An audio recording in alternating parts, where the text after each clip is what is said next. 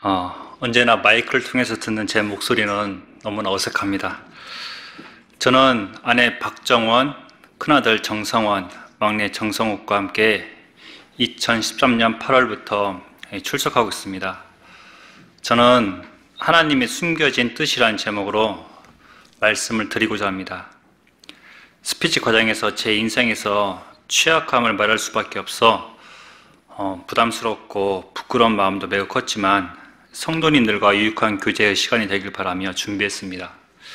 말의 어눌함과 내용의 부실함이 다소 있더라도 제 역량의 한계임을 이해해 주시고 들어주시면 감사하겠습니다.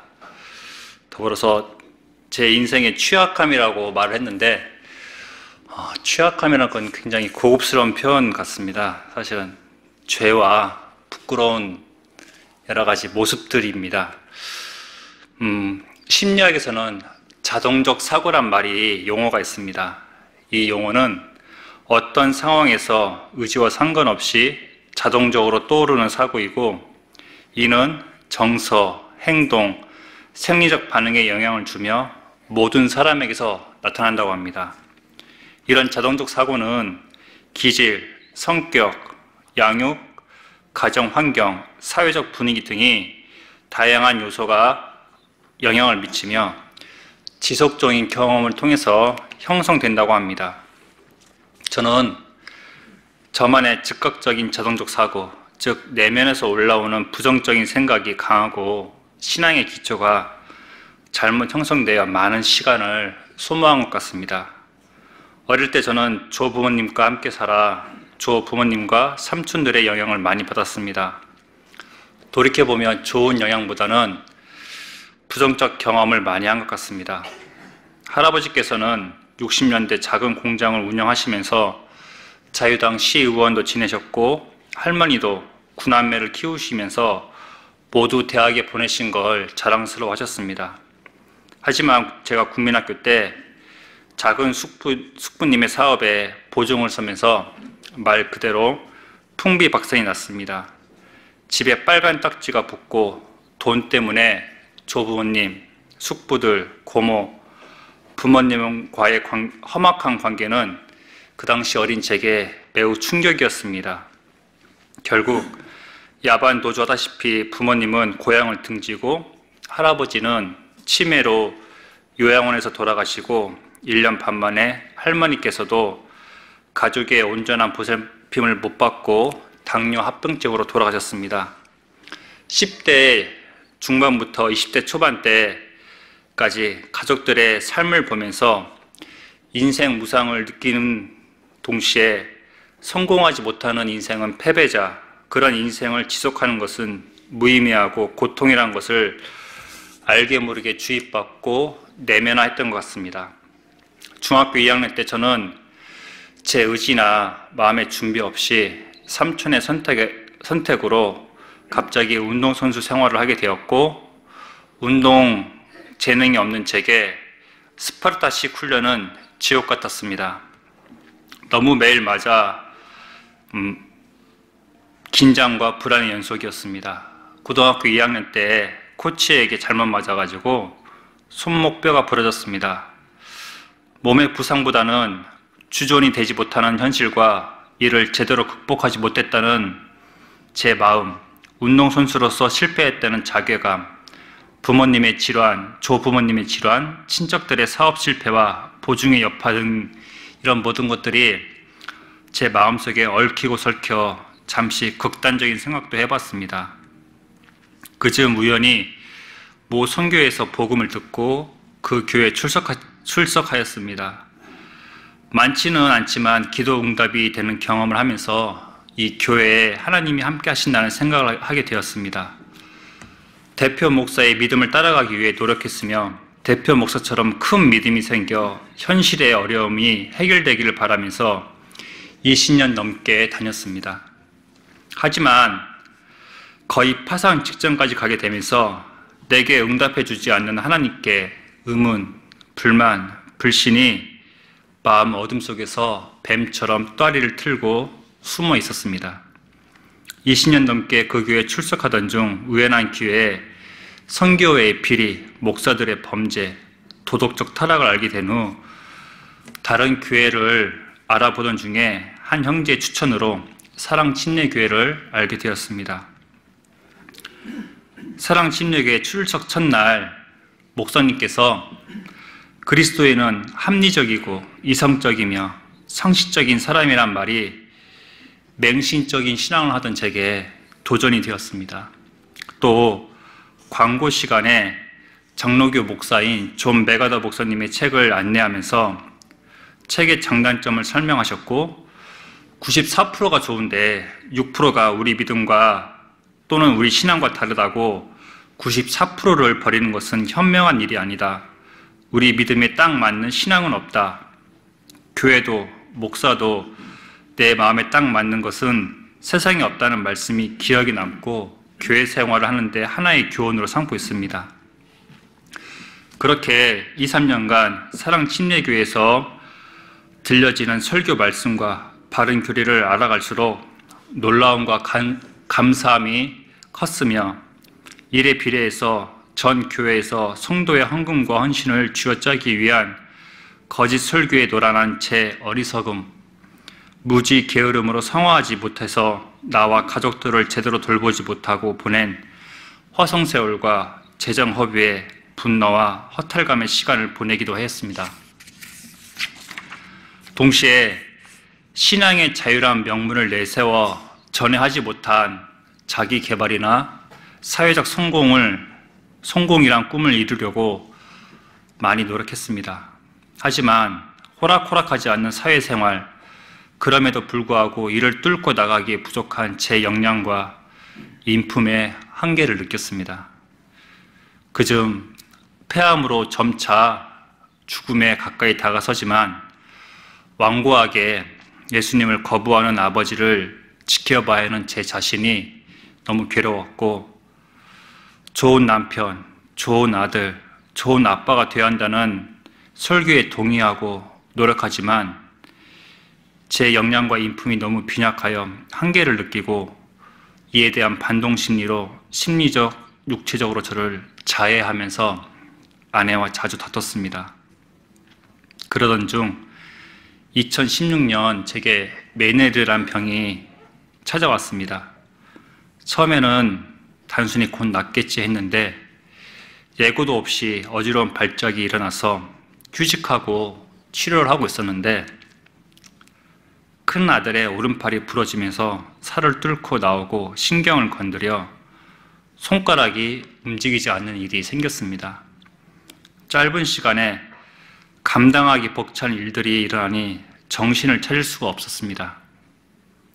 약 부작용과 이명으로 잠을 설치다가 새벽에 귀에서 굉음으로 벌떡 일어나 쿵쾅거리는 심장을 추스리며 주변을 봤는데 너무나 곤히 자는 아이들과 아내를 보고 가장으로서 책임감도 느끼지만 한편 외로움이 밀려오면서 이 고통은 나와 하나님밖에 알 수 없겠구나 하는 생각이 들었습니다.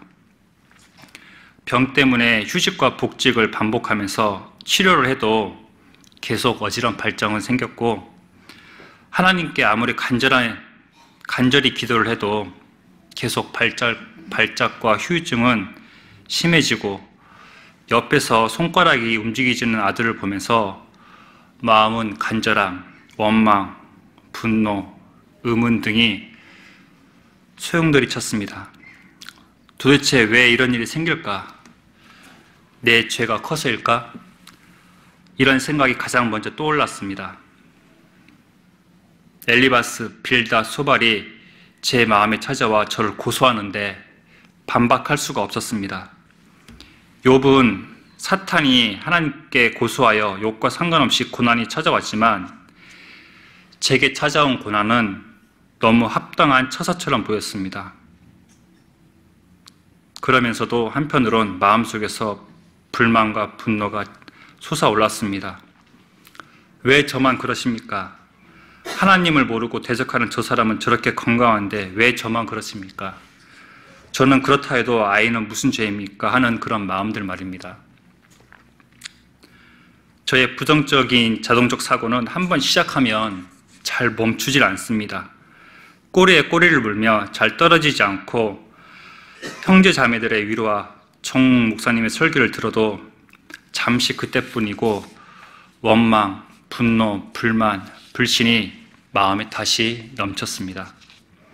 그렇게 지내던 중 목사님이 강대상에서 저의 질병과 아들의 사고를 말씀하시면서 기도를 부탁하시는 것이었습니다. 사실 그때 전 너무 부끄러웠습니다. 저는 교회에 도움이 될 만한 일을 한 적이 없고 또 도움이 될 만한 역량도 가지고 있지 않는 사람이기 때문에 그런 관심과 기도는 부담스럽고 부끄러웠습니다.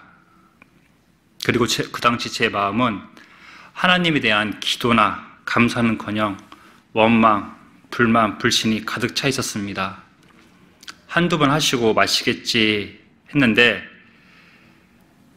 계속 목사님이 기도 부탁을 하시니 제가 모르는 성도님들도 제 손을 잡으며 기도한다고 힘내시라는 격려를 받으니 몸둘 바를 모르겠습니다.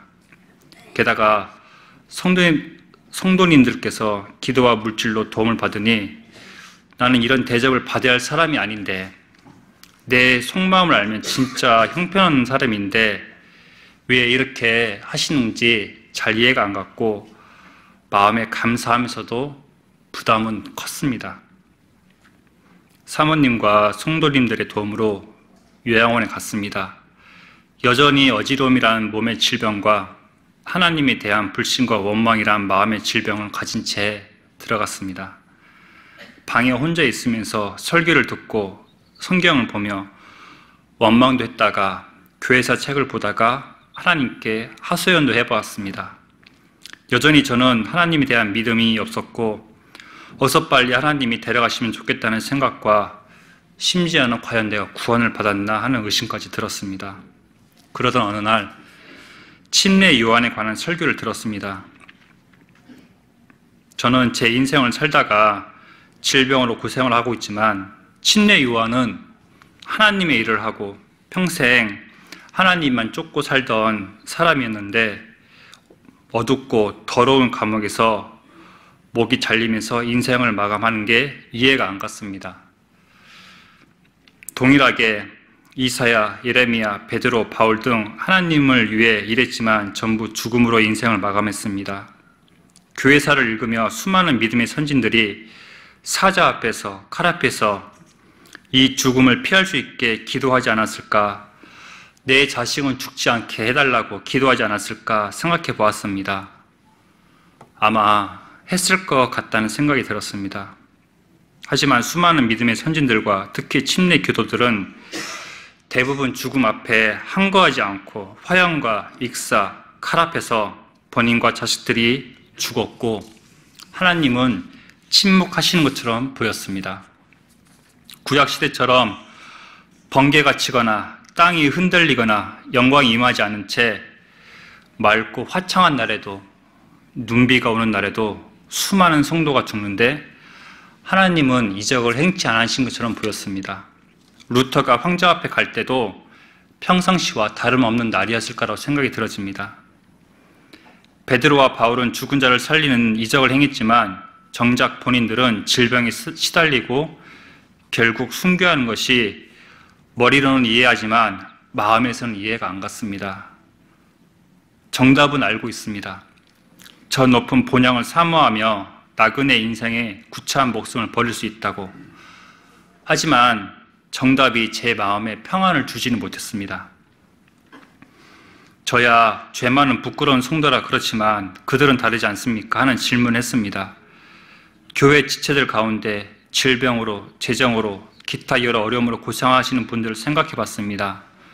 왜 자신의 자녀들의 어려움에 침묵하시는지 답답하고 화가 났습니다. 여러 날을 그런 생각에 질문하고 또 질문하고 그러면서 화를 하나님께 냈던 것 같습니다. 그러던 중 하나님의 숨겨진 뜻이라는 목사님의 설교를 들으면서 지금은 내가 이해가 안 되지만 하나님 앞에 가면 반드시 알게 될 거란 말씀을 들으면서 비록 내가 지금 이해가 안 되고 힘든 상황들 속에 있지만 그날에 주님 앞에 가면 알게 될 것이란 마음이 들었습니다. 아이러니한 것은 세상의 욕구나 소망이 이룰 수 없는 처지에 들어가니 천국에 대해서 포커스가 맞춰지고 구원해 주신 하나님이 또렷해지면서 휴거와 부활에 대한 소망이 커졌습니다. 그리고 신앙의 기초에 대해서 생각해 봤습니다. 기초가 부족한 운동선수는 지금 당장 장기술이 통하지만 장기간 선수 생활을 하면서 기초 기능이 제대로 숙련되지 않으면 좋은 기술을 쓸 수 없고 다른 기능에 악영향을 미쳐 뛰어난 선수가 되기 어렵듯이 신앙의 기초가 잘못 형성되어 장기간 흐르면 마음이 고정화되고 고치는 건 2배의 노력이 더 필요한 것 같습니다. 저는 매사 어려운 일을 만나면 저의 부정적인 견해와 신념을 합리화하여 말씀에 대한 불신과 하나님께 원망하는 것에 정당성을 부여합니다. 전 구원은 받았지만 신앙의 기초를 제대로 형성하지 못한 것 같습니다. 하나님관이 잘못 세워져 하나님을 섬긴다고 하지만 타고난 부정적인 자동적 사고와 육신의 죄성 그리고 마음속 깊은 곳에서 하나님을 1순위에 놓지 않는 기복신앙이 제 마음에 숨어 있습니다. 내가 바라는 사회적 기대와 모델이 우상이 되어 사회적 성공을 계속 추구하는 마음이 커져서 늘 신앙의 뒷덜미를 잡아챕니다. 이게 제 마음속의 우상입니다. 더불어 제가 지체들과 교제를 한답시고 욥의 새 친구들처럼 가당치도 않는 말을 얼마나 많이 했는지 최근에 많이 반성하고 있습니다. 또한 형제 사랑에 대하여 복음서와 서신서에 많이 나와 있음에도 과연 나는 제대로 행하고 있는지 이를 실천했는지 생각해 보면서 많이 반성하고 있습니다. 예수님은 하나님이신데 세상 종교처럼 사랑을 말로만 하신 것이 아니라 실제 사랑에 대한 증표로 십자가의 죽음으로 사랑을 표현하셨습니다.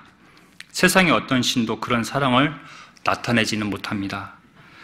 그런 사랑의 표현, 믿음의 행함을 저는 하지 못하고 쉽게 간과해 버린 것들인데 교회가 제게 보이고 가르쳐줬습니다. 내가 받은 사랑을 행함으로 이런 것들을 보여준다는 것도 제가 배웠습니다. 지금 병을 앓고 나서야 지난 20년간 하나님께 감사할 것이 많은데 감사하는 시간보다 불평하고 투덜대며 낭망, 낙심, 원망했던 시간이 더 많았음을 느끼며 반성하고 있습니다. 2달 전쯤 지금은 사랑 침례교회 다니지 않고 다른 킹제임스 침례교회 다니는 지체를 만나 교제한 적이 있습니다. 여러 킹제임스 침례교회를 전전하면서 느낀 점을 제게 말씀해 주었습니다. 많은 분들이 교회가 맞지 않아 떠나지만 이 세상에 완벽한 교회나 목회자는 없다는 것과 좋은 교회, 좋은 목사를 구하면서도 정작 본인은 좋은 성도가 되려고 얼마나 노력하는지 그런 사람은 드물다는 내용이었고 저는 그 교제의 내용이 마음에 남았습니다. 내가 교회와 지체들에게 무엇인가 바라는 것이 아닌 내가 교회와 지체들에게 무엇을 했는지 무엇을 할 수 있는 것인지 되돌아보게 하고 결심하는 계기가 되었습니다. 지금까지 하나님의 숨겨진 뜻이라는 주제로 말씀드렸습니다. 사실 전 다른 직업을 갖고자 했습니다. 아버지와 삼촌에 의해 선택된 진로가 아니라 어쩔 수 없이 하게 된 직업이지만 제 인생에 그런 저의 선택이 아닌 어쩔 수 없이 하게 되거나 주어진 책무가 너무 많다고 생각하며 살았습니다. 하지만 지금 돌아보면 제 직업이 제 병을 치료하면서 할 수 있는 최적의 직업인 것 같고 감사해하고 있습니다. 이처럼 신앙도 인생도 지나고 보면 알 수 있는 하나님의 뜻과 인도가 있고 때로는 죽을 때까지 알 수 없고 이해가 안 가는 일들을 만나지만 그날에 가면 모든 의문을 알 수 있으리라 믿으며 마지막으로 성경 구절을 읽고 마치겠습니다. 이사야서 26장 3절, 주께서는 생각을 주께 고정시킨 자를 완전한 평강으로 지키시리니 이는 그가 주를 신뢰하기 때문이라. 26장 4절, 너희는 영원토록 주를 신뢰하라. 주 여호와 안에 영존하는 능력이 있도다. 감사합니다.